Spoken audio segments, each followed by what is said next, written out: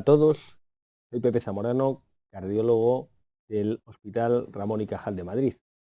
Y hoy tengo el enorme placer y gusto de presentaros a todos vosotros, amigos, colegas, compañeros interesados en este apasionante mundo de la fibrilación auricular, a mi amigo el doctor Josep Brugada, catedrático de cardiología y que trabaja en Barcelona en el Hospital Clínico de Barcelona. Hola, Josep. ¿Qué tal? Buenos días. Bueno, pues estamos aquí y vamos a hablar sin duda de un tema muy actual, muy novedoso en términos de qué hacer con estos pacientes y desde luego en la cresta de la ola, la fibrilación auricular. ¿Y por qué? Todos sabemos la enorme relación que tiene la fibrilación auricular con la existencia de un ictus.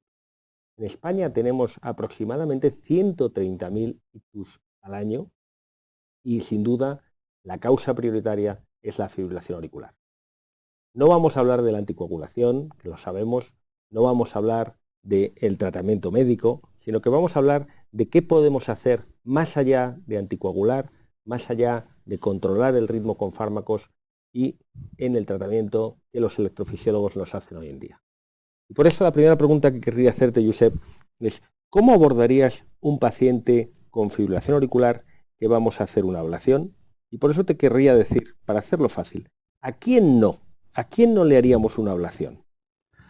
Bueno, en el tratamiento invasivo de la ablación ha habido, como en todos los tratamientos cuando uno empieza, una evolución tecnológica tremenda, una evolución de conocimiento tremenda, desde los primeros casos en donde los procedimientos duraban 8 horas, incluso los 20 primeros que se hicieron en su momento eran procedimientos que duraban 2 días. Un día se hacía la aurícula derecha y al segundo se hacía la aurícula izquierda. Esto ya pasó a la historia y hoy en día, con todos los avances tecnológicos que tenemos, hacer una ablación de fibrilación auricular es un poquito más complejo técnicamente que hacer una ablación convencional de una taquicardia paroxística, pero digamos que ha entrado dentro de la rutina del día a día en los laboratorios de electrofisiología.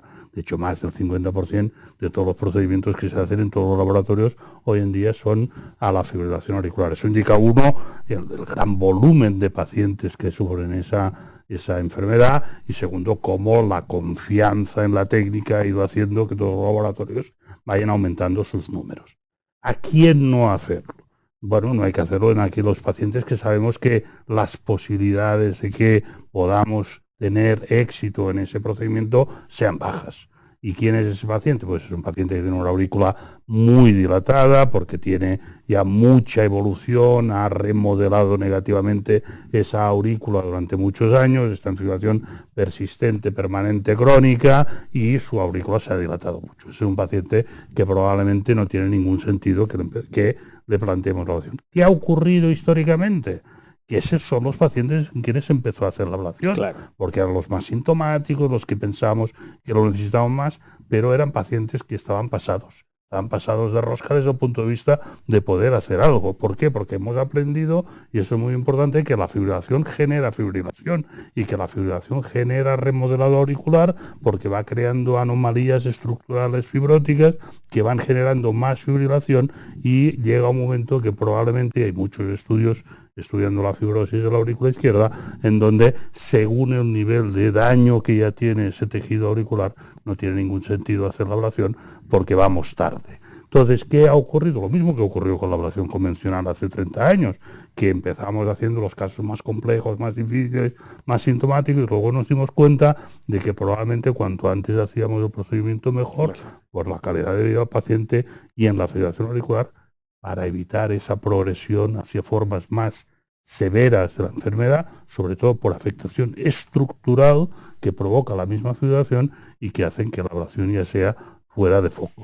Me dices remodelado auricular, entonces te quiero llevar, para los que nos están viendo, la pregunta de decir, entonces estamos hablando de tiempo en fibrilación auricular del paciente o de edad del paciente. O en otras palabras, ¿estaría contraindicado en personas ancianas o no lo recomendarías? No, yo creo que no está contraindicado en personas ancianas. Yo creo que es la propia fibrilación la que va generando fibrilación. Es verdad que la fibrilación per se incrementa con la edad, ¿Por qué? Porque lógicamente, simplemente por el paso de los años, esa aurícula se va fibrosando, se va deteriorando anatómicamente, y es por ese motivo que en personas mayores tenemos más fibrilación auricular que en personas jóvenes. Pero es verdad que esa persona mayor que empieza con fibrilación auricular paroxística probablemente tiene las mismas posibilidades de que la curemos que una persona joven que empieza. Es distinto a la persona mayor que ya lleva años con fibrilación auricular. Esa persona probablemente vamos tarde, ¿no?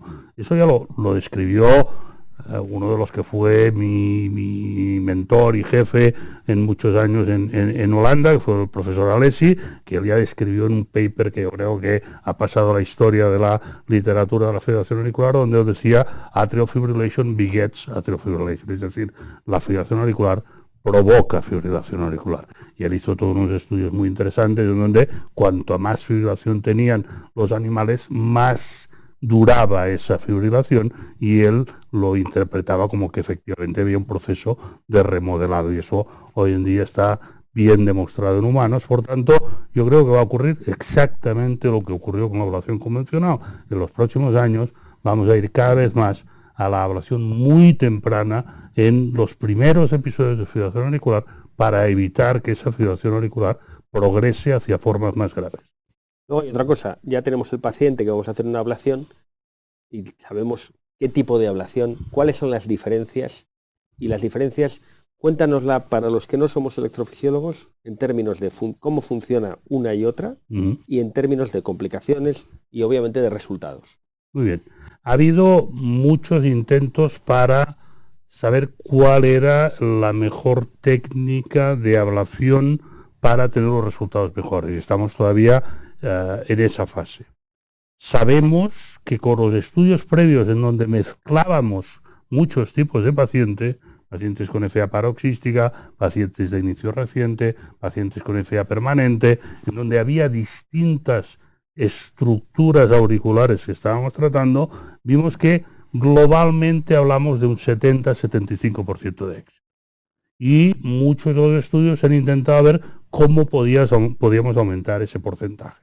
Entonces se empezó a describir que si había que hacer la ablación, el aislamiento de las venas pulmonares, que si había que buscar lo que se llaman los cafés, que son zonas de actividad eléctrica continua, que si teníamos que hacer la ablación de los ganglios simpáticos, que si teníamos que hacer líneas en el techo de la aurícula izquierda, que si teníamos que hacer la desconexión de la orejuela izquierda o la desconexión del seno coronario. Es decir, hay distinta forma de abordar el problema. La realidad es que todas las guías al final concluyen que lo único que se ha demostrado que es efectivo para tratar la fibrilación auricular es el aislamiento de venas pulmonares. Y es la única cosa que no nos podemos olvidar. Podemos hacer cualquiera de las otras cosas, pero hay que aislar las venas pulmonares. Y de hecho, en todos los estudios que se hacen reablaciones de pacientes que han recurrido, se ha demostrado que el motivo número uno de recurrencia es porque la vena pulmonar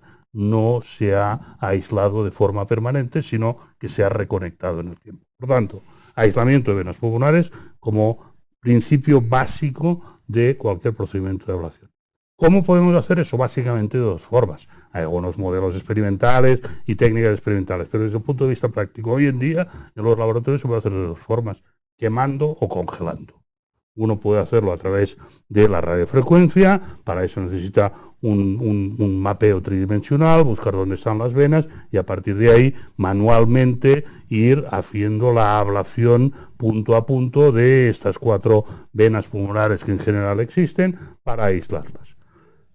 Procedimiento efectivo, procedimiento que requiere un entrenamiento importante, porque hay mucho de manual, hay mucho de arte en cómo hacer bien ese aislamiento, no dejarte algún punto sin aislar, porque esto sería el motivo de recurrencia posterior.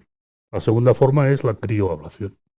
La crioablación es simple porque es un balón que colocas en las venas pulmonares, localizas la vena pulmonar, hinchas el balón y todo aquello que está en contacto con el balón se va a congelar. Por tanto, desde el punto de vista práctico, hay menos arte, hay menos manipulación por parte del operador. Es simplemente localizar muy bien las venas pulmonares, estar muy seguro de que tienes la vena pulmonar bien ocluida, y si tú tienes la vena pulmonar bien ocluida, no hay ninguna duda, esa vena pulmonar se va a aislar. Pero parece que me dices que es más sencillo por la crioablación que por la radiofrecuencia, pero ¿y eso conlleva que los resultados son peores en No, uno que en otro? en absoluto. Yo tuve el placer de ser el co-chairman de un estudio que se publicó en el New England, que fue el primer gran estudio randomizado entre ablación con radiofrecuencia y crioablación de venas pulmonares, con más de 700 pacientes incluidos y randomizados.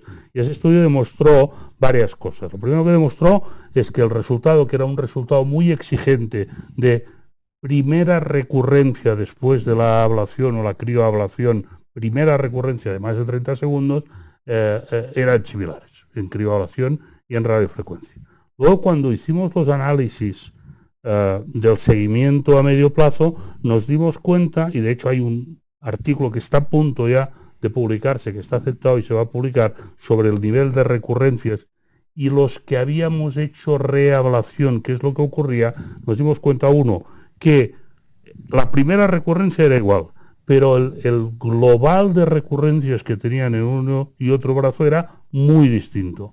Muy pocos pacientes en el brazo de crioablación iban a una segunda ablación, porque habían tenido una única recurrencia o recurrencias muy controlables clínicamente, mientras que los pacientes con radiofrecuencia, cuando empezaban con la recurrencia, prácticamente llegaban al nivel, digamos, sintomático que tenían antes de la ablación, y el número de pacientes que iban a la reablación es el doble en radiofrecuencia que en crioablación.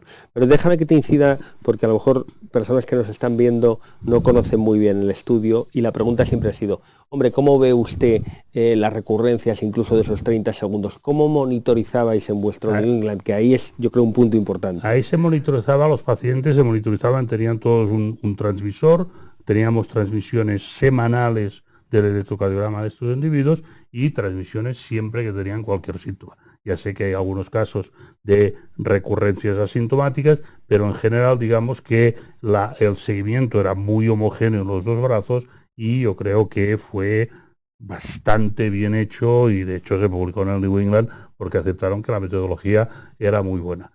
Otro dato importante, no publicado todavía, pero que se va a publicar, que todavía no se conoce porque no está publicado, pero que está ya aceptado para publicación, es el hecho de que cuando hacíamos la reablación, en los pacientes que habíamos hecho una ablación con radiofrecuencia, hay 2.4 venas reconectadas por paciente, mientras que los pacientes con crioablación hay 1.2 venas conectadas por paciente. Por tanto, la duración de del aislamiento de las venas pulmonares es mucho mayor en los pacientes con crioablación que los pacientes con radiofrecuencia. Probablemente por eso el nivel de recurrencias, a pesar de que era similar al de la primera recurrencia, el nivel de recurrencias posteriores es más bajo. Pero entonces, claro, la siguiente pregunta es, muchas veces, yo siempre digo, en la vida en general, el clavo nunca se mete a la primera, y muchos pacientes con fibrilación auricular hay que volver a hacer otro procedimiento.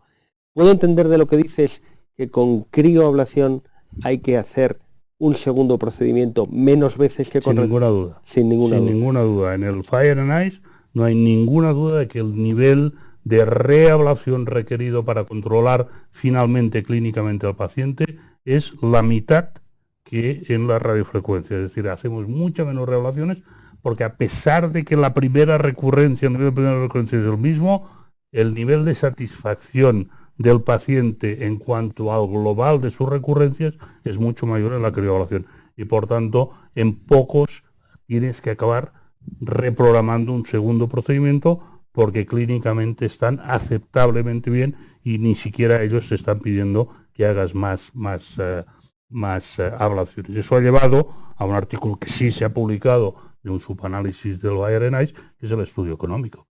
Y en el estudio económico, cuando uno mira el global de la terapia, es decir, ese paciente, ¿qué ha costado en el global de la terapia? No solo desde el punto de vista de la técnica en sí, del material, sino en el seguimiento a un año. El paciente con radiofrecuencia tiene más coste que el paciente con crioablación, porque tienen más burden global de fibrilación auricular, tienen más reablaciones, tienen más cardioversiones en el seguimiento y por tanto más gasto final global.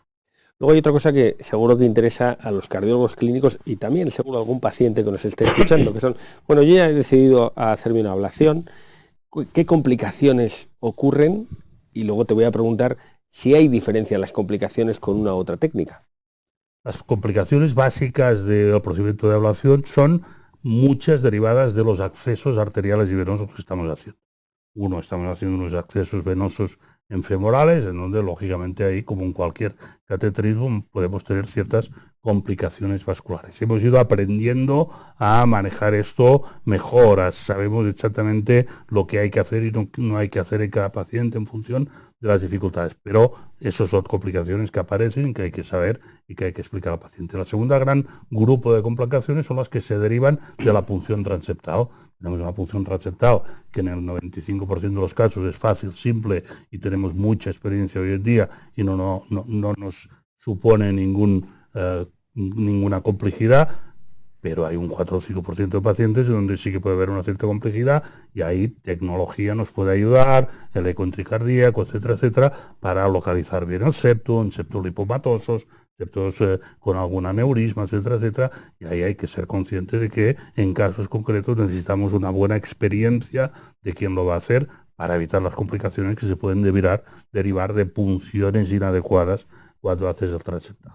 Finalmente existen las complicaciones de la propia ablación de las venas pulmonares y esas complicaciones son las que más tememos, digamos, porque una es el que pudiéramos tener un sangrado debido a que al quemar o congelar esas venas se produjera un sangrado hacia pericardio que podría representar un derrame pericárdico, incluso un taponamiento cardíaco que siempre hemos hablado de que estamos en un 1,5%. Yo creo que eso ha ido también bajando con la experiencia. Ahora es raro que tengamos un taponamiento, podemos tener un derrame pericárdico, pero lo sabemos manejar bien y raramente tenemos un gran taponamiento. Y luego hay una complicación específica o dos complicaciones específicas. Una que es la parálisis del nervio frénico, que esto también hemos mejorado mucho y prácticamente ya no vemos ninguna parálisis permanente del nervio frénico porque monitorizamos con estimulación que ese nervio frénico, sobre todo en las venas pulmonares derechas, no sea afectado durante el procedimiento.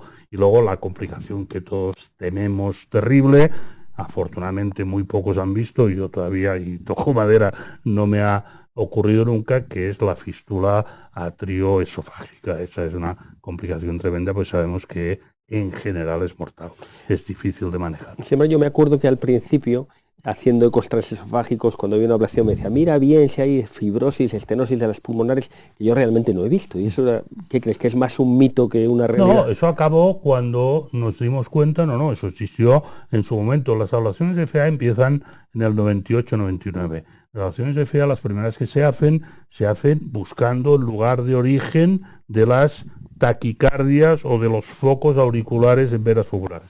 Por lo tanto, nos metíamos dentro de la vena pulmonar y ablacionábamos, y eso provocaba estenosis. Enseguida nos dimos cuenta que este no era el mecanismo, y ahí Papone fue uno de los grandes inventores o pensadores de eso, porque salió de la vena pulmonar y dijo, no hay que tocar la vena pulmonar, hay que aislar el antro, hay que irse fuera de la vena pulmonar. Desde que estamos aislando el antro, difícilmente tenemos una estenosis. Yo con crioablación no he visto nunca una estenosis de vena pulmonar, porque por la misma naturaleza del balón es imposible entrar dentro de la vena pulmonar. Con radiofrecuencia uno va quemando alrededor. No significa que en algún momento el catéter pueda entrar dentro de la vena y se pueda producir alguna estenosis. Hay alguna estenosis todavía que ocurre, pero lógicamente esto que era el gran caballo de batalla en los principios del aislamiento de venas pulmonares, porque íbamos muy dentro, prácticamente se ha convertido en anécdota. Igualmente, la fístula atrioesofágica también ha disminuido mucho. Nunca fue grande, estábamos hablando de 1 entre 1000, ¿vale? Pero ahora mismo yo creo que es incluso más bajo, porque sabemos que donde se puede producir es cuando estamos en la pared posterior de la aurícula izquierda, y ahí todo el mundo, si vas a la pared posterior, que antes se hacía mucho de hacer una línea en pared posterior, ahora menos, se va más a la línea del techo, a la línea del istmo, pero no tanto a la pared posterior. Pero si hay que ir a la pared posterior, bajamos la potencia de administración de energía para evitar esa complicación que sin duda es la más terrible de todas. Entonces he visto que hay complicaciones que da igual la técnica, porque las de punción, transeptal, eso es igual. y realmente hay diferencias en las complicaciones que no son puramente de introducir un catéter entre crío y radiofrecuencia. Sí, hay dos que son distintas. Por un lado hay más bloqueo de parálisis del nervio frénico cuando utilizamos el balón de crioablación, sobre todo en las venas pulmonares derechas. Repito, esto que es así históricamente, ahora mismo probablemente está solucionado con todas las técnicas que tenemos para monitorizar que cuando estamos congelando esas venas el nervio frénico está funcionando, y el parar inmediatamente cuando detectas cualquier disminución de la actividad del nervio frénico, y que hace que puedes tener parálisis transitorias que raramente son permanentes. En mi experiencia, yo no tengo ni un solo paciente con parálisis permanente del nervio frénico. Tengo un 1% de parálisis transitorias, pero todas han recuperado porque con la monitorización no permites que haya un daño permanente. Y en cuanto a la radiofrecuencia, el problema es el taponamiento y el derrame pericárdico, que es más frecuente probablemente por la misma técnica que te obliga a estar manejando y moviendo constantemente el catéter, con todo lo que eso representa de que en algún momento el catéter se te pueda enredar, puede tener más presión, menos presión, y te acabe provocando un derrame. Obviamente, como en todas las técnicas, la pericia y la experiencia Sin juegan. duda. Pero si yo quisiera, te pregunto en España, si meto en una caja 100 pacientes con fibrilación auricular a los que le hemos hecho una ablación, ¿cuál es la tasa de éxito de la ablación en global? No la tuya, que sé que es superior por tu experiencia y trayectoria. ¿Cuál es la tasa de Estamos éxito? hablando un número honrado y honesto, es decir, que vamos a curar 70 pacientes. 70, ¿vale? vale. Entonces, que en el futuro, como vamos a seleccionar mejor a los pacientes y vamos a hacerlos en fases más precoces, va a aumentar. Vale. Pero ahora iré, porque quiero analizar estos 70 y estos 30. O sea, en la caja que tenemos de 100 pacientes en España. Claro, y esta es una pregunta que a mí como cardiólogo siempre me ha llamado la atención. ¿No será que en esta caja de 100 pacientes con fibrilación auricular estamos mezclando diferentes fibrilaciones? ¿Cuál es tu opinión y cómo deberíamos discriminar para seleccionar los 70? Sin duda, estamos metiendo ahí todo, y esos 70 y de esos 30, probablemente 20 ya sabíamos que no iba a funcionar. ¿Qué son cuáles? Los que tienen una aurícula muy dilatada, los que tienen mucha fibrosis auricular, los que tienen hipertensión severa, los que tienen que han subido varias, han sido sometidos a varias cardioversiones que han fallado a los pocos días o semanas de haberles hecho. Sabemos que este es un paciente que no va a funcionar. Muchas veces lo hacemos porque el médico nos insiste, el paciente nos insiste, no sé qué, y decimos, bueno, vamos a ver si en ese paciente que yo creo que no tiene más de un 40% de posibilidades de éxito, si es de ese 40%, y entonces lo pruebas y sabes de antemano que vas a fallar. Vale. Luego tenemos 10 que nos sorprenden. Esto es. Y dices, ¿por qué he fallado yo? Ahí puede haber problemas de técnica, no hemos aislado correctamente esas venas, no hemos sido suficientemente inteligentes o con suficiente pericia para hacer eso, y cuando hacemos la reablación nos damos cuenta que efectivamente tenía una o dos venas reconectadas y que por eso lo hemos tenido que hacer. En ese 10% yo también coloco aquellos pacientes que tienen focos extrapulmonares. Eso existe. Es decir, existe un paciente que tú le has aislado correctamente las venas pulmonares y sigue teniendo fibrilación auricular. Y tú le haces una reablación, miras las 4 venas y las 4 están aisladas. Con lo cual ahí te quedas un poco sin muchas armas desde el punto de vista de lo que es el aislamiento de venas pulmonares, y es donde tienes que buscar focos extrapulmonares, focos en la vena de Marshall, focos en la vena cava superior, focos en el seno coronario, focos en la orejuela izquierda, y ahí es donde hay que empezar ya, digamos, a ir a un estadio superior de complejidad, y donde probablemente la investigación va a darnos más pistas en el futuro. Pero globalmente, yo diría, tú tienes un paciente con una fibrilación auricular paroxística o persistente de inicio relativamente reciente, con una aurícula izquierda que no está tremendamente dilatada, está por debajo de 50 milímetros, y en un paciente con síntomas, asintomático, que tiene claramente una indicación, yo creo que la posibilidad de curar a ese paciente está por encima del 80%. Ahora te quiero preguntar, en estos 70 que seguro que sí, dime acótamelo más para que este clínico que nos está viendo ahora y que tiene pacientes, diga, seguro que lo voy a mandar porque es de los 70 que me ha dicho el profesor Brugada. Fibrilación auricular paroxística con aurícula izquierda por debajo de 45. Y la siguiente pregunta, porque yo he visto las tablas de la ablación en España y no me voy a ir a Alemania, pero vamos al resto de Europa igual que nosotros y hacemos mucho menos. ¿Cuántos crees que son de esos 70, al que acabas de decir, que no llegan a la caja? Uy, muchísimos. Muchísimos. Es decir, ten en cuenta que la indicación de ablación, si uno mira las guías, es paciente con fibrilación auricular sintomática que ha fallado a fármaco antiarrítmico. En general, fármaco antiarrítmico clase 1, flecainida, propaferona o incluso amiodarona. De esos, o sea, de la fibrilación auricular sintomática, perdón, la fibrilación auricular global, el 60% son sintomáticos. Sí. De ese 60%, el 30% fallan a fármacos. Por tanto, nos quedaríamos con un 30% del total de fibrilaciones auriculares que tenemos en nuestro país y en Europa. De ese 30%, apenas estamos haciendo un 1%. Claro. O sea que realmente, yo creo que probablemente porque no se sabe, está en que fallamos un 30 y no está en que ahí tenemos 70, pero es que los 70 deberían ser 700. Claro, deberían llegar. Deberían llegar. Están llegando, claro. Bueno, probablemente porque como todas las técnicas requiere su tiempo, requiere su expertise, requiere su tener los laboratorios suficientes para hacer eso. Es un trabajo intenso, digamos, y los laboratorios de electrofisiología se ocupan de la fibrilación auricular, de las taquicardias ventriculares, de los marcapasos, de los DAIs, etcétera, etcétera, de los síncopes, de las taquicardias paroxísticas, y este es uno más de los procedimientos que se hacen. No tenemos grandes unidades dedicadas a hacer FA, no tenemos lo que en Europa hay en distintos países, en Alemania, en Italia, unidades que hacen 2.000 FAs por año. Aquí el laboratorio que hace más FAs en un año hace 200 o 250. Sí. No hacemos más. Mujeres. Realmente hemos visto que las mujeres reaccionan distinto en ciertas áreas de la cardiología, y esto es así. ¿Es distinto la reacción o la curación de la mujer con fibrilación auricular y ablación que el varón? En eso tenemos datos muy recientes y muy frescos, porque acabamos de analizar todo el survey de ablación de fibrilación auricular en Europa, con 4.000 pacientes ingresados en ese survey, y ahí hemos hecho el análisis de hombres y mujeres. Primero, a las mujeres se les hace menos ablación que a los hombres.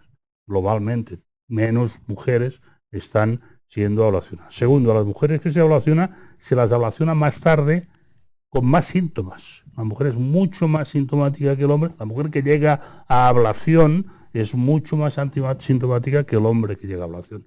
Pero después el survey también nos enseña que una vez ha llegado a la ablación, los resultados finales en cuanto a eficacia son similares.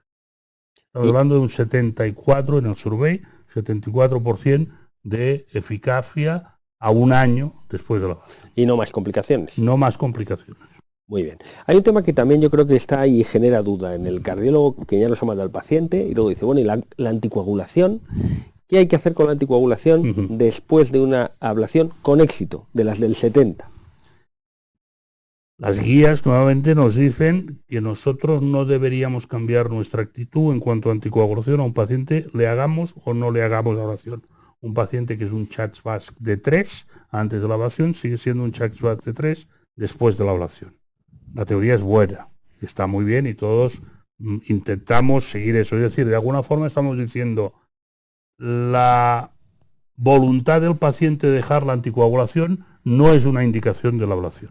Y en eso estamos todos de acuerdo. No podemos hacer la ablación pensando que eso, el único objetivo sea que el paciente deje la anticoagulación. Y eso es una petición a menudo hecha por los pacientes. Yo creo que ahí nosotros tenemos que decir que esta no es la indicación de la ablación. La indicación es por los síntomas, es porque no lo tenemos controlado, para evitar el remodelado, lo que sea, pero no como objetivo el dejar la anticoagulación. Dicho esto, todos tenemos pacientes con un Church-Basque de 2 que están anticoagulados antes de la ablación, que les hacemos una ablación, que están estupendamente bien después de la ablación, que pasa un año y siguen estando estupendamente bien. Y yo digo, oiga, ¿y qué hay de lo mío? ¿Por qué tengo que continuar con la anticoagulación? No, bueno, vamos a esperar, no estamos todavía seguros, esto es una enfermedad que no sabemos si en el futuro puede volver, no queremos que usted tenga... Bueno, van pasando los meses y en general a este individuo, si realmente tú estás absolutamente convencido de que está curado, que era un tipo súper sintomático y ha dejado de tener cualquier síntoma, toda la monitorización que le hayas hecho de la forma que haya sido, te muestra que nunca más tuvo una fibrilación, yo creo que al final le acabas sacando la anticoagulación, a pesar de que las guías te dicen que eso no debería ser. Porque de hecho, yo una vez oí a un médico de primaria que preguntó, bueno, si ustedes no le van a quitar la anticoagulación, ¿para qué le voy a mandar a una ablación? Bueno, mandar a la ablación precisamente porque tiene síntomas, porque está poco controlado, porque es muy probable que la evolución sea a negativo, no a positivo. La fibrilación auricular nunca evoluciona positivo espontáneamente. La fibrilación auricular begets fibrilación auricular. Por tanto, esto va a generar cada vez más deterioro desde el punto de vista estructural de la aurícula y puede acabar provocando un deterioro incluso desde el punto de vista de la insuficiencia cardíaca, generando más insuficiencia cardíaca. Por tanto, yo creo que el motivo de hacer la ablación son los síntomas. Eso está claro. Le hemos hecho la ablación, el paciente lo vamos a mandar a hacer la ablación y está anticoagulado. ¿Hay que quitarle la anticoagulación antes de la ablación? No. Hoy en día todas las ablaciones se hacen sin quitar la anticoagulación, simplemente les decimos, le vamos a hacer la ablación mañana, hoy se toma la anticoagulación, mañana por mañana no se la toma. Durante el procedimiento le vamos a anticoagular con heparina y a las 24 horas va a iniciar su programa de anticoagulación oral. Yo creo que el no haber parado anticoagulación y no hacer grandes cambios como hacíamos antes, ha mejorado muchísimo todo el tema de las hemorragias. Y eso también aplica a los marcapasos, desfibriladores, recambios, etcétera. Y hemos aprendido que cuanto menos cambias el protocolo de anticoagulación, mejor estable, más estable está el paciente y menos posibilidad de sangrado. Y ahora viene con unos antiarrítmicos. ¿Qué le hago con los antiarrítmicos después de la ablación? Ahí clarísimamente nosotros y todo el mundo, y es lo que dicen las guías, dejamos el antiarrítmico 2-3 meses después de la ablación, y si a los 3 meses el paciente está bien, sin síntomas, ahí se quitan los antiarrítmicos y vemos la evolución sin antiarrítmicos. Es verdad que a veces nos emperramos mucho en la eficacia con y sin antiarrítmicos. La realidad clínica es la que es. Y si nosotros tenemos pacientes que antes de la ablación estaban con su flecainida y estaban con episodios repetidos de fibrilación auricular y después de la ablación hacen una recurrencia cuando le quitamos el antiarrítmico y con el antiarrítmico están normalizados, no tiene ningún sentido para mí no dejarle con el antiarrítmico. Por tanto, el hecho de haber ablación más antiarrítmico, le hemos curado o le hemos quitado los síntomas que antes tenía, para mí es una buena solución. Lo que quieres al final es tener la eficacia clínica. La eficacia clínica es, le hago una ablación porque tiene síntomas, le echo la ablación, preciso un poquito de tratamiento y está sin síntomas. Perfecto, objetivo cumplido. Bueno, Josep, mira, yo creo que hemos llegado y nos hemos pasado un poco de tiempo, pero en vez de hacer yo las conclusiones, si te parece bien, te voy a hacer unas preguntas cortas para dar unos mensajes cortos a los que nos están viendo. Venga. ¿A quién crioablación? ¿A quién ablación con radiofrecuencia? En mi caso, en mi experiencia, crioablación a todos los pacientes con fibrilación auricular paroxística de inicio. Siempre. Mi primer procedimiento es la crioablación. El aislamiento de venas pulmonares es más fácil, más sencillo, creo que más seguro con la crioablación. Hoy en día el procedimiento de crioablación son 60 minutos. ¿Ablación en general contraindicada por la edad? No, en absoluto. Yo creo contraindicada por la situación clínica del paciente, sobre todo desde el punto de vista de aquellas cosas que sabemos que van a hacer la ablación prácticamente imposible de que sea eficaz, que es la dilatación de la aurícula izquierda y mucha fibrosis. Quizá en esta te tengas que extender un poquito más. Y ahora en vez de pensar en la edad por mayores, vamos a hablar en la edad por jóvenes, contraindicada por jóvenes o de otras formas. ¿Tendríamos que actuar antes?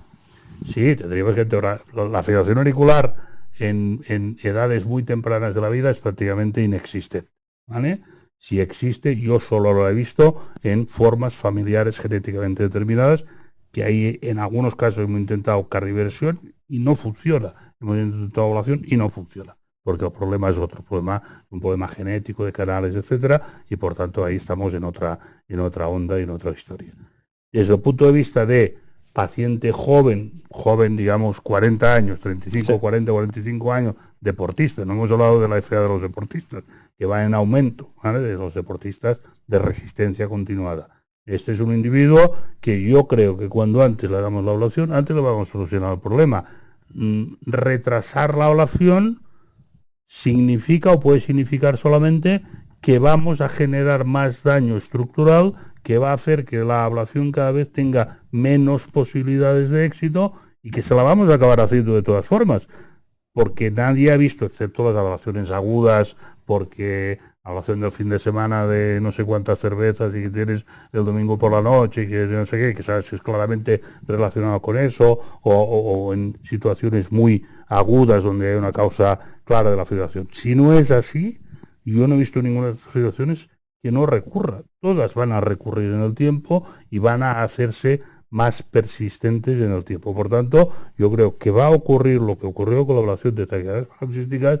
Antes, digamos, que el paciente hubiera hecho 20 taquicardias, que hubiera estado no sé cuántas veces en urgencias, que hubiera tomado no sé cuántos fármacos y le hacíamos la ablación. Hoy en día llega una persona con una taquicardia nodal a urgencias y raro será que no la manden a un electrofisiólogo que le va a programar la ablación y se acabó el problema. Yo creo que eso es lo que va a ocurrir con la fibrilación auricular y probablemente esto va a cambiar el tipo de paciente que vamos a ver dentro de 20 años, porque vamos a evitar toda esta progresión hacia formas más severas y en el futuro probablemente esas formas más persistentes, más crónicas de fibrilación veremos, porque la edad va a seguir estando ahí como factor importante, pero veremos menos de esas que han progresado porque la propia fibrilación ha generado daño estructural.